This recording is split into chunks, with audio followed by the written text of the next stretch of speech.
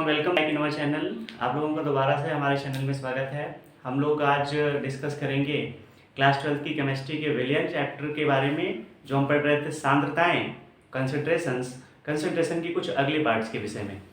हमारा अगला पार्ट आएगा, वो आएगा मोलैलिटी, मोललता। मोललता क्या होती है, इसमें कंपैरिजन हम करेंगे सॉल्यूट यानी विलेय पदार्थ के द्रव्यमान और पूरे विलायक के द्रव्यमान के बारे में। तो मतलब ये क्या हो जाएगी, किस टाइप की कंसंट्रेशन हो जाएगी, भार प्रति भार यानी कि ग्राम पर ग्राम टाइप का ये कंसंट्रेशन हो जाएगा। तो आइए लिखते हैं, फॉर्मूला लिखते हैं, उसके बाद हम इसका कुछ और डिस्कशन करते हैं, डेफिनेशन वगैरह बनाते हैं। तो क्या है हेडिंग हम लोगों की, मोललता, मोलैलिटी। मोलैलिटी इसको शो करते हैं स्मॉल m से, लेकिन जो मोलैलिटी था, जो मोलरता था, उसको हम कैपिटल M से दिखाते थे। यहाँ मोलैलिटी है, मोलैलिटी को स्मॉल m से दिखाएंगे। स्मॉल m इक्वल्स टू क्या हो जाएगा, डेफिनेशन लिख रहे हैं, सॉरी फॉर्मूला लिख रहे हैं इसका, विलेय के मोलों की संख्या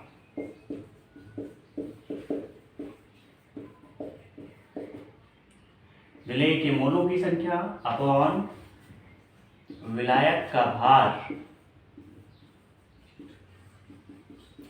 किलोग्राम में। इंग्लिश में नोट कर देता हूं मैं इसी के डेफिनेशन, वो formula, number of moles of solute upon weight of solvent in KG, kilogram.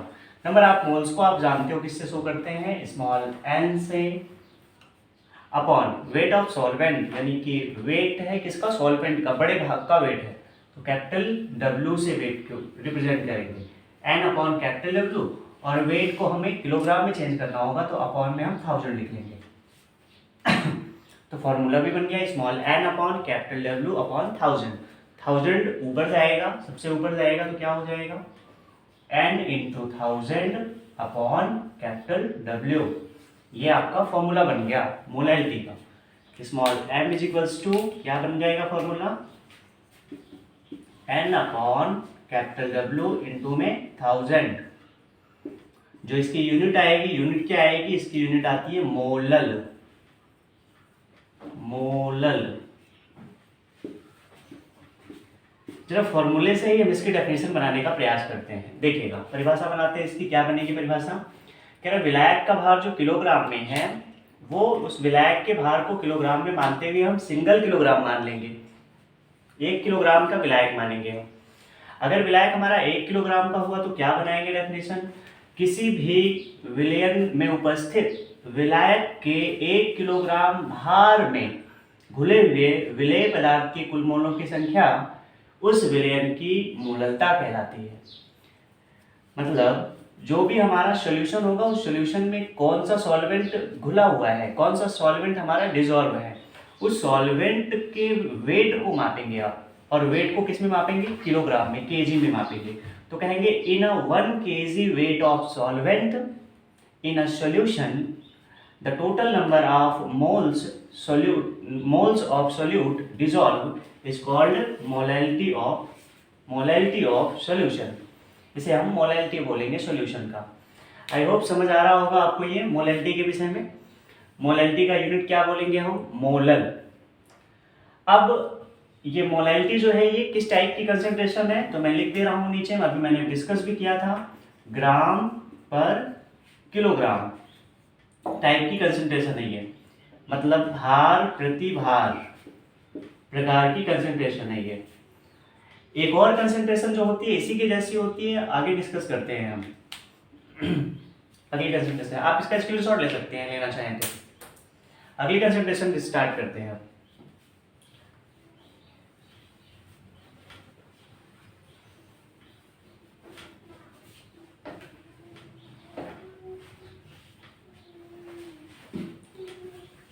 अगली जो हमारी कंसंट्रेशन है वो है मोल प्रभाज, यानी कि मोल अंश भी इसे हम बोलते हैं, इंग्लिश में इसे हम कहते हैं मोल फ्रैक्शन, मोल प्रभाज।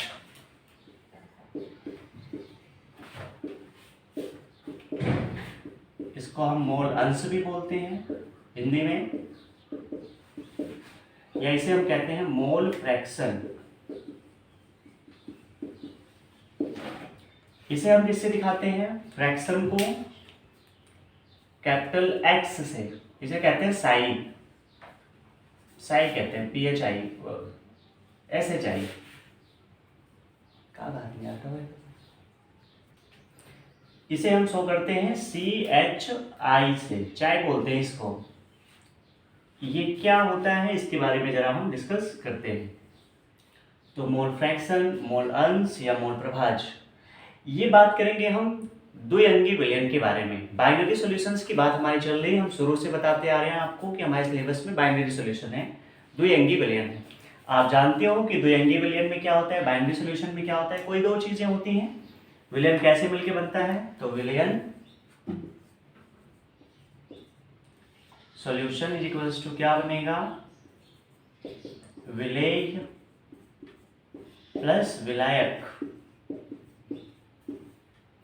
सॉल्यूट प्लस सॉल्वेंट, ये चीजें मिलकर के हमारा सॉल्यूशन बनाती हैं, द्विअंगी विलयन बनाती हैं, बाइनरी सॉल्यूशंस बनाती हैं। और बाइनरी सॉल्यूशन में हमारा जो विलेय है, अगर हम इसको A डिसाइड कर लें, विलायक को अगर हम B डिसाइड कर लें, तो हमारा सॉल्यूशन A भी बनेगा। अब हमने जानना है कि मोल फ्रैक्शन के बारे में, A के मोल फ्रैक्शन और B के मोल फ्रैक्शन, यानी विलेय पदार्थ का मोल प्रभाज और विलायक पदार्थ का मोल प्रभाज क्या होगा, इसका फॉर्मूला समझते हैं। विलेय का मोल प्रभाज मैं यहाँ लिख रहा हूँ, मोल प्रभाज को मैं दिखा रहा हूँ किससे, चाई से, CHI से मोल प्रभाज, और मैं बगल में लिख देता हूँ किसका, A का, विलेय का, बराबर क्या हो जाएगा भैया फॉर्मूला इसका, विलेय के मोलों की संख्या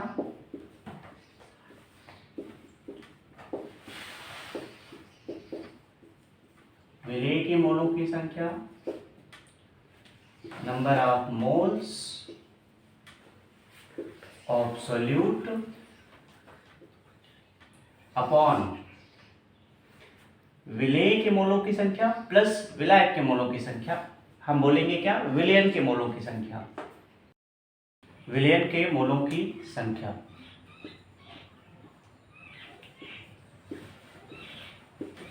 विलयन के मोलों की संख्या, number of moles of solution, number of moles of solution. आप देख रहे हो इसको रिप्रेजेंट कर रहे हैं किससे, चाई से, CHI साई से।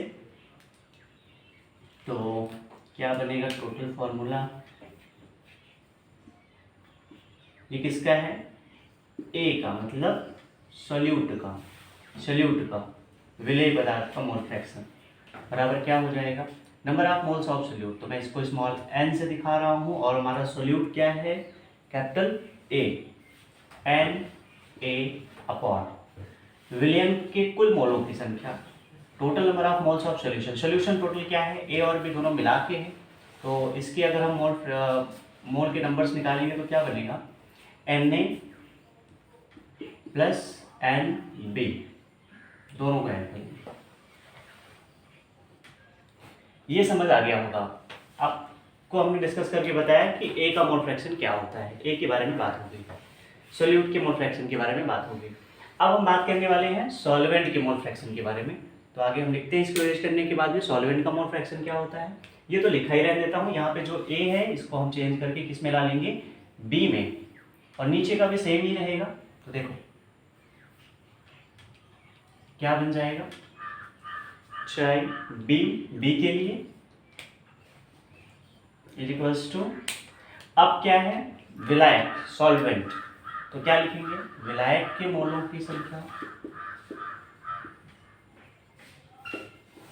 विलायक के मोलों की संख्या, number of moles of solvent upon विलयन के मोलों की संख्या, विलयन तो विलयन ही है, वो चाहे विलय के मोल फ्रैक्शन के लिए हो और चाहे विलायक के मोल फ्रैक्शन के लिए हो। तो इसमें चेंज क्या आ जाएगा, जहाँ पे मैंने ए लिख रखा है मोलों की संख्या विलय की, वहाँ पे चेंज होके आ जाएगा बी, यानी मोलों की संख्या विलायक एन बी। आप इसका स्क्रीनशॉट ले सकते हैं, स्क्रीनशॉट ले चुके होंगे आप। तो इसके आगे हम डिस्कस करते हैं अब मोल फ्रैक्शन की यूनिट के बारे में कि यूनिट क्या होगी मोल फ्रैक्शन की। यहाँ देखते हैं, मोल फ्रैक्शन की यूनिट के बारे में बात करने वाले हैं। मात्रक यूनिट, फॉर्मूला क्या बोल रहे हैं, चाहे जिसका भी होगा ऊपर, चाहे विलेय हो चाहे विलायक हो, चाहे ऊपर सॉल्यूट हो चाहे सॉल्वेंट हो, दोनों में आप देख रहे होंगे तो मोलों की संख्या ही लिखा है, नंबर ऑफ मोल्स ही लिखा रहेगा। तो नंबर ऑफ मोल्स का यूनिट क्या होता है, मोल अपॉन, नीचे देख रहे हैं तो दोनों कंडीशंस में देखे थे तो क्या हुआ था, विलयन के मोलों की संख्या लिखी थी, number of moles of solution, मतलब नीचे भी हमारा क्या दिख रहा है, मोल। तो मोल से मोल कैंसिल, इसका यूनिट क्या हो जाएगा, नल। तो ये यूनिट लेस कंसंट्रेशन है, मात्रक विहीन राशि है ये, कौन सी, मोल प्रभाज यानी मोल फ्रैक्शन। ये समझ आ गया होगा आपको।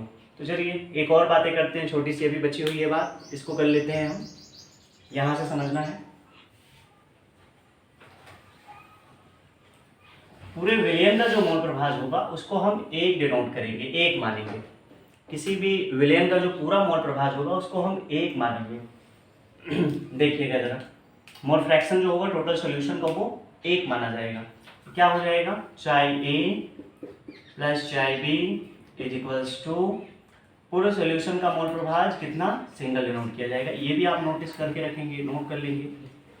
और अगर इसको हम ए का निकालेंगे तो क्या हो जाएगा, a is equals to 1 minus X B, chi B X B is equals to 1 minus chi A.